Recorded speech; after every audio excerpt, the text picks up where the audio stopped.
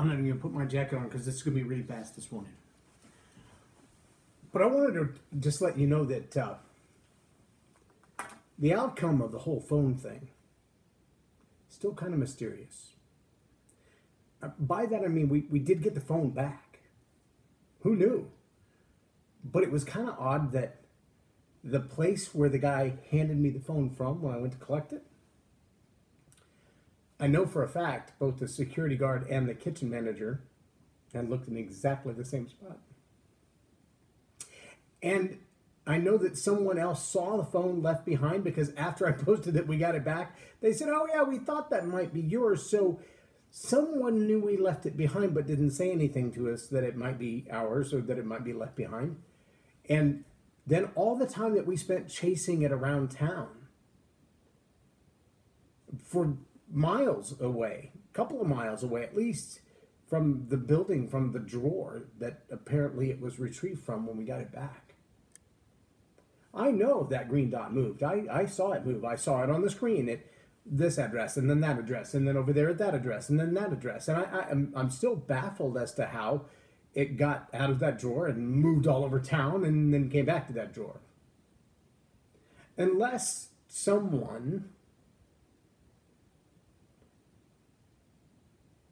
caused it somehow to ping the towers in different places, which I guess is altogether possible. I mean, we do get lost in downtown sometimes because the GPS doesn't keep up. Now, I don't know how that works, that if you put a device in the same place that it reports itself in different places. I don't know how you do that. Now, I used to know a guy by the name of David Stevens who more than 2 decades ago used to have the job of launching military-type projectiles from a certain destination, but changing their digital signature so that electronically, if you saw them coming at you, you wouldn't know they came from where he was. You would be convinced they came from somewhere else. So I know that's possible, but I don't know how many people would bother to hack a stolen phone to be able to do that. I do also know that when we got the phone back, it was quite slimy. I mean, it was like grime on it and dirt on it, and it took me about 5 minutes just to get the screen clear enough to recognize the thumbprint. It was pretty nasty.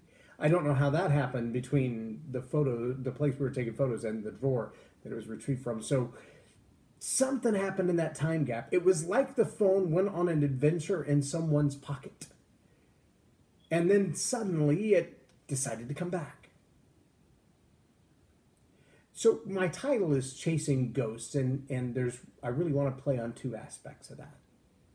Because either, number one, we were chasing a ghost the whole night, and it was not moving at all, but it was telling us that it was moving from place to place to place to place to place, and all the people that we visited with and all the people that we talked to and the young man that we gave the cash to, and all of that was for naught because the phone was actually locked up in a drawer the whole time. That's one possibility. And we were chasing not the actual phone, but a digital ghost of the phone that wasn't moving, but it was telling the tower it was. It's quite a feat, quite a miraculous feat. The other is, and what I think the most likely, that with all the people who are concerned about Karen losing all the pictures of our grandkids and the videos and contacts, and all of us knowing the heartache that goes into starting over, looking for another phone, replacing the device, and then all the data that goes into that, and the expense. We're not rich people. The idea of having to pay for a phone that we haven't paid off yet, and yet still provide another one, that's an expensive venture for us. That's not easy. So there were a lot of people praying that that phone would find its way home. And it did. And when it found its way home, I have to wonder if the other ghost, the Holy Ghost, kind of tapped on the shoulder of whoever made the phone's surface grimy, wherever, what sweaty pocket they might have had it in as they rode their bicycles all over downtown, or when they got off work and stuck it in the pocket of their kitchen dishwashing clothes or whatever, and decided, I'll leave with it. Maybe someone will never notice it. And then that little tap on the shoulder, that little, excuse me, conviction. Don't we all get that from time to time? That little reminder that what you've done is wrong, and while you think you're going to get away with it and no one has noticed it, you realize the Heavenly Father's watching and someone knows. And I don't care if you call it karma or you call it bad luck or you call it just the revenge of relationships. When you take advantage of someone, it always seems to come back. It doesn't matter how and why or when you take advantage. When you take advantage of someone, that bad luck tends to follow you. When you lie and cheat and steal and manipulate, it comes back. How do we know that? Because whatever you sow, that you're going to reap. And whatever your attitude is going to become your behavior.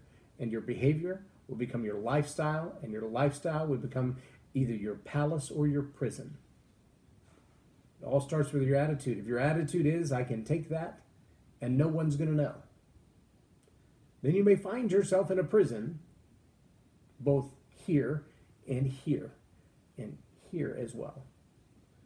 If, on the other hand, your attitude is, I want to make sure that gets back to the rightful owner, then you're going to find yourself living in the palace, possibly on earth, but certainly in your heart and in your mind, the freedom that comes from knowing you have a clean conscience. So I don't know if it was the digital ghost that made the phone think that it was moving around town when it was really laying in a drawer, or if it was ghosted and it actually did leave the building and wander around town and come back to the same drawer. I do know that somewhere along the lines, by whatever mechanisms necessary, when we ask our Father in heaven for assistance, oh, he is able. He is so much more able.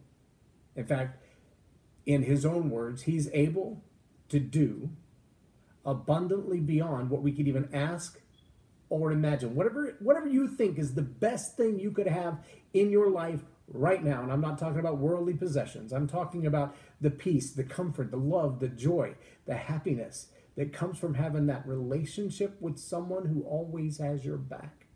Whatever the best is, whatever you would ask for and go, that's the best thing I could possibly hope for. He has more. And he wants to give more. And he wants to love you more. Beyond what you can even imagine to ask for. A ghosted cell phone? If that's what he's got to do to prove how much he loves us, I'm okay with that. Let me go you one better. What if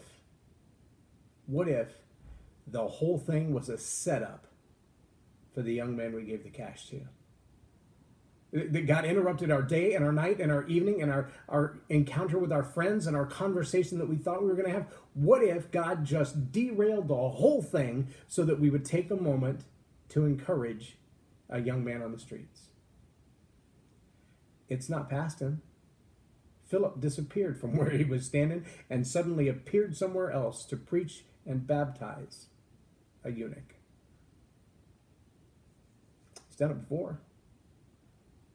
When the man asked Jesus to heal his daughter, Jesus didn't even leave where he was standing. He said, okay, it's done. Everybody went, all righty then. Thank you very much. Have a nice day, psycho. Before the man even got home, his friends came to meet him and said, your daughter's been healed. He's like, no, wait, what? When? Tell me when that happened. And when they told him, he's like, that's right, when the dude said it was going to happen.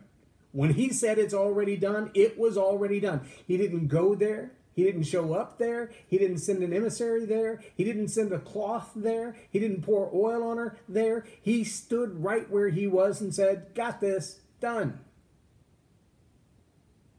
So whatever ghosts are in your life right now, whether it's your cell phone running around town or your tax bill that seems to be elusively growing while you're trying to chase it down with all you can. Listen, if you're going to wrestle alligators, stay away from the water. They always win in the water. They always win in the water.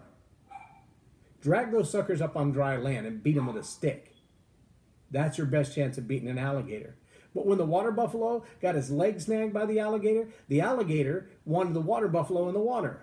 The water buffalo wanted the alligator on the land. You know who broke up the fight and saved the water buffalo's leg? It was a hippo. Out of nowhere comes what seems to be the most docile looking, slow moving Nobody of a critter. But it's bigger than your average SUV and comes with a pretty vicious attitude. In fact, they kill more humans than just about any other wild animal. And they went after the alligator. And the water buffalo got away. You don't think God can send a hippo into your life? Oh yeah, he's got one waiting. There's a hippo sitting on the riverbank waiting for your moment of calamity. For you just to tag up and go, okay, Dad, I can't do this.